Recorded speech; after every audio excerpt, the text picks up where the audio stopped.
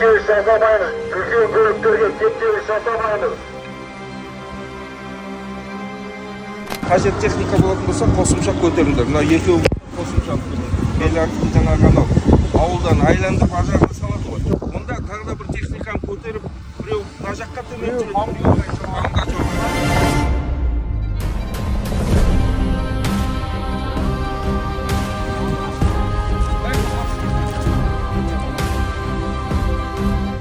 Держитесь, сейчас уже все меры принимаются, қабылдаватыр шаралар. Енді таудан аққан су жаңа үстіге барып көтерілдік, үстіге ауыр техниканы бәрін көтердік. Мынау беларықтың бойынан екеуін былай жібердік, біреуін бірау жібердік. Енді таудан келетқан су қырғыз әріптестермен сөйлеп жатып, ахуал тұрақты.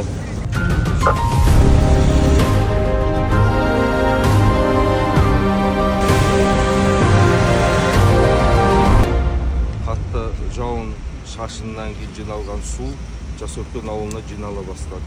Негізі 40 сантиметрге дейін көтеріліп, ауыл бойынша 30 аула судың астында қалды.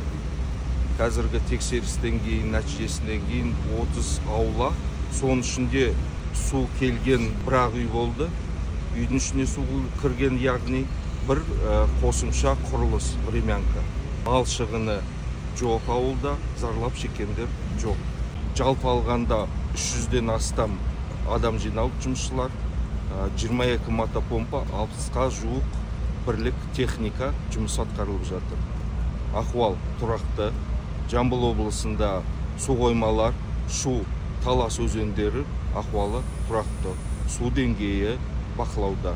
Ешқандай қауіп, су тасқын қаупі қазіргі таңда жоқ.